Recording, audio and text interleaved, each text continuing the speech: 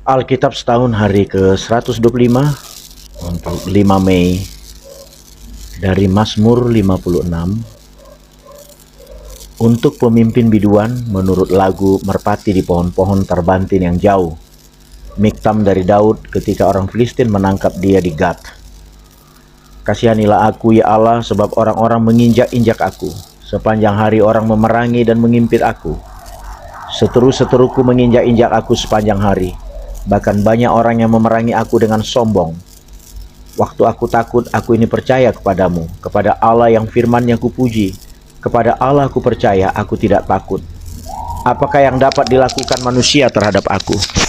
Sepanjang hari mereka mengacaukan perkaraku. Mereka senantiasa bermaksud jahat terhadap aku. Mereka mau menyerbu, mereka mengintip, mengamat-amati langkahku. Seperti orang-orang yang ingin mencabut nyawaku. Apakah mereka dapat luput dengan kejahatan mereka? Runtuhkanlah bangsa-bangsa dengan murka-Mu, ya Allah. Sengsaraku Engkau lah yang menghitung-hitung. Air mataku Kau taruh ke dalam kirbat-Mu.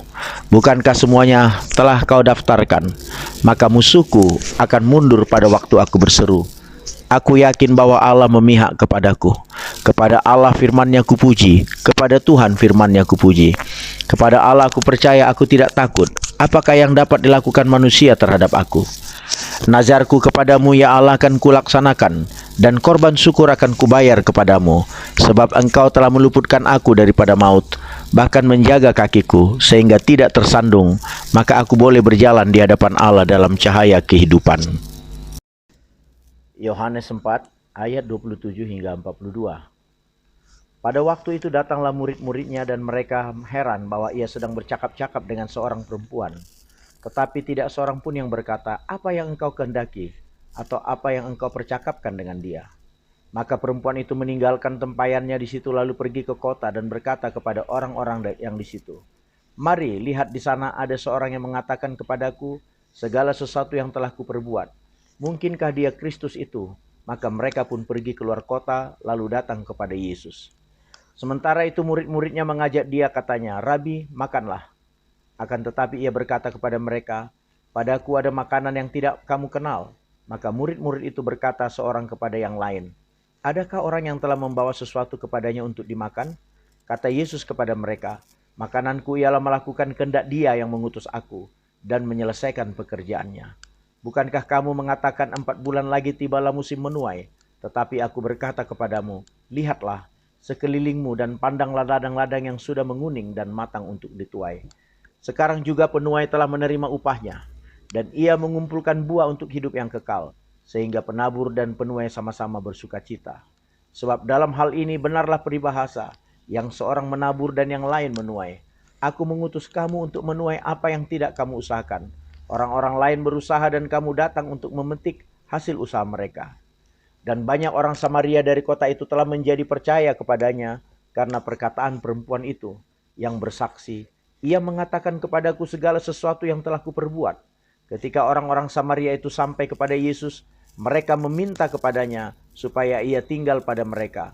Dan ia pun tinggal di situ 2 hari lamanya.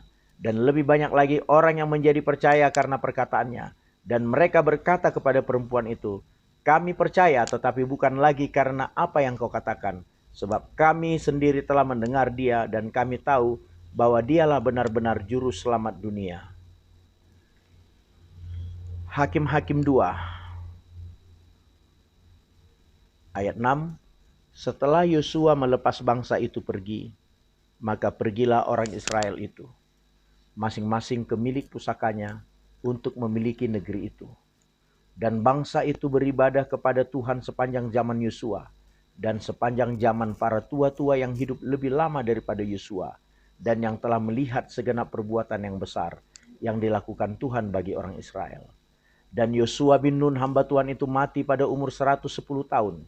Ia dikuburkan di daerah milik pusakanya di Timnat Heres, di pegunungan Efraim di sebelah utara gunung Gaas. Setelah seluruh angkatan itu dikumpulkan kepada nenek moyangnya, bangkitlah sesudah mereka itu angkatan yang lain yang tidak mengenal Tuhan ataupun perbuatan yang dilakukannya bagi orang Israel. Lalu orang Israel melakukan apa yang jahat di mata Tuhan dan mereka beribadah kepada para Baal. Mereka meninggalkan Tuhan, Allah nenek moyang mereka yang telah membawa mereka keluar dari tanah Mesir. lalu mengikuti Allah lain dari antara Allah-Allah bangsa-bangsa di sekeliling mereka dan sujud menyembah kepadanya, sehingga mereka menyakiti hati Tuhan. Demikianlah mereka meninggalkan Tuhan dan beribadah kepada Baal dan para Asyitoret. Maka bangkitlah murka Tuhan terhadap orang Israel. Ia menyerahkan mereka ke dalam tangan perampok dan menjual mereka kepada musuh di sekeliling mereka, sehingga mereka tidak sanggup lagi menghadapi musuh mereka. Setiap kali mereka maju, tangan Tuhan melawan mereka dan mendatangkan malapetaka kepada mereka, sesuai dengan apa yang telah diperingatkan kepada mereka oleh Tuhan dengan sumpah, sehingga mereka sangat terdesak. Maka Tuhan membangkitkan hakim-hakim yang menyelamatkan mereka dari tangan perampok itu. Tetapi juga para hakim itu tidak mereka hiraukan, karena mereka berzina dengan mengikuti Allah lain dan sujud menyembah kepadanya. Mereka segera menyimpang dari jalan yang ditempuh oleh nenek moyangnya, yang mendengarkan perintah Tuhan. Mereka melakukan yang tidak patut. Setiap kali apabila Tuhan membangkitkan seorang hakim bagi mereka, maka Tuhan menyertai hakim itu dan menyelamatkan mereka dari tangan musuh. Mereka selama hakim itu hidup, sebab Tuhan berbelas kasihan mendengar rintihan mereka karena orang-orang yang mendesak dari menindas mereka. Tetapi apabila hakim itu mati, kembalilah mereka berlaku jahat, lebih jahat dari nenek moyang mereka, dengan mengikuti Allah lain. Beribadahlah kepadanya dan sujud menyembah kepadanya. Dalam hal apapun mereka tidak berhenti dengan perbuatan dan kelakuan mereka yang tegar itu. Apabila murka Tuhan bangkit terhadap orang Israel, berfirmanlah ia, karena bangsa ini melanggar perjanjian yang telah kuperintahkan kepada nenek moyang mereka, dan tidak mendengarkan firmanku. Maka aku pun tidak mau menghalau lagi dari depan mereka satu pun dari bangsa-bangsa yang ditinggalkan Yosua pada waktu matinya, supaya dengan perantaran bangsa-bangsa itu aku mencobai orang Israel. Apakah mereka tetap hidup menurut jalan yang ditunjukkan Tuhan, seperti yang dilakukan oleh nenek moyang mereka, atau tidak? Demikianlah Tuhan membiarkan bangsa-bangsa itu tinggal dengan tidak segera menghalau mereka. Mereka tidak diserahkannya ke dalam tangan Yosua. Inilah bangsa-bangsa yang dibiarkan Tuhan tinggal untuk mencobai orang Israel itu dengan perantaran mereka, yakni semua orang Israel yang tidak mengenal perang Kanaan. Maksudnya hanyalah supaya keturunan-keturunan orang Israel yang tidak mengenal perang yang sudah-sudah dilatih berperang oleh Tuhan. Yang tinggal ialah kelima raja kota orang Filistin dan semua orang Kanaan, orang Sidon dan orang Hewi yang mendiami pegunungan Libanon, dari gunung Baal Hermon sampai ke jalan yang menuju ke Hamat. Mereka itu ada di sana, supaya ia mencobai orang Israel dengan perantaran mereka untuk mengetahui apakah mereka mendengarkan perintah yang diberikan Tuhan kepada nenek moyang mereka dengan perantaran Musa. Demikianlah orang Israel itu diam di tengah-tengah orang Kanaan, orang Het, orang Amori, orang Feris, orang Hewi, dan orang Yebus. Mereka mengambil anak-anak perempuan. Orang-orang itu menjadi istri mereka dan memberikan anak-anak perempuan mereka kepada anak-anak lelaki orang-orang itu, serta beribadah kepada Allah orang-orang itu. Orang Israel melakukan apa yang jahat di mata Tuhan. Mereka melupakan Tuhan Allah mereka dan beribadah kepada para Baal dan para Asyera. Lalu bangkitlah murka Tuhan terhadap orang Israel, sehingga ia menjual mereka kepada Kushan-Rishyataim, raja Aram Mesopotamia, dan orang Israel menjadi takluk kepada Kusham-Rishyataim 8 tahun lamanya. Lalu berserulah orang Israel kepada Tuhan, maka Tuhan membangkitkan seorang penyelamat bagi orang Israel, yakni Otniel, anak Kenas, adik Kaleb. Roh Tuhan menginggapi dia dan ia menghakimi orang Israel. Ia maju berperang, lalu Tuhan menyerahkan Kushan-Rishyataim raja Aram ke dalam tangannya, sehingga ia mengalahkan Kusham-Rishyataim. Lalu amanlah negeri itu 40 tahun lamanya. Kemudian matilah Otniel anak Kenas. Tetapi orang Israel melakukan pula apa yang jahat di mata Tuhan. Lalu Eglon, raja Moab, diberi Tuhan kuasa atas orang Israel oleh sebab mereka telah melakukan apa yang jahat di mata Tuhan. Raja ini mengajak Bani Amon dan Bani Amalek menjadi sekutunya. Lalu majulah ia dan memukul orang Israel kalah. Kota pohon korma diduduki mereka. 18 tahun lamanya orang Israel menjadi takluk kepada Eglon, raja Moab.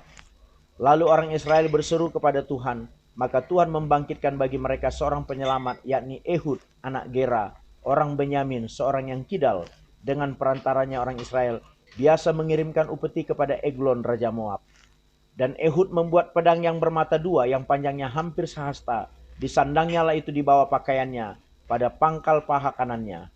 Kemudian ia menyampaikan upeti kepada Eglon Raja Moab. Adapun Eglon itu seorang yang sangat gendut. Setelah Ehud selesai menyampaikan upeti itu, disuruhnya pembawa-pembawa upeti itu pulang. Tetapi ia sendiri berhenti pada batu-batu berpahat yang di dekat Gilgal dan kembali menghadap raja. Berkatalah ia, "Ada pesan rahasia yang kubawa untuk tuanku ya raja," kata Eglon.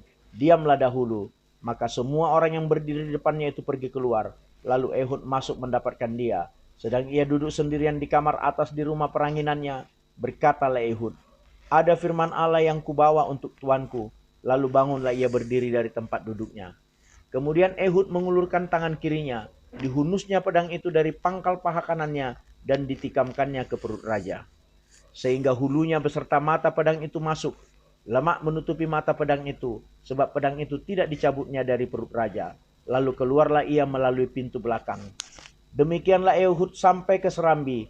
Pintu kamar atas itu ditutup dan dikuncinya setelah ia keluar. Baru saja ia keluar, datanglah hamba-hamba raja melihat. Tetapi pintu kamar atas itu terkunci. Lalu berkatalah mereka, "Tentulah ia membuang air di kamar rumah peranginan itu." Lalu mereka menunggu-nunggu sampai menjadi bingung. Tetapi raja tidak membuka pintu kamar atas itu. Kemudian mereka mengambil kunci, membuka pintu, maka tampaklah tuan mereka mati tergeletak di lantai.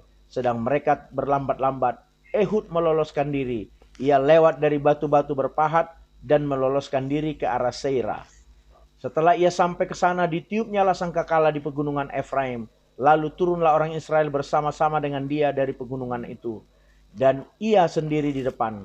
Berkatalah ia kepada mereka, "Ikutlah aku, sebab Tuhan telah menyerahkan musuhku orang-orang Moab itu ke dalam tanganmu."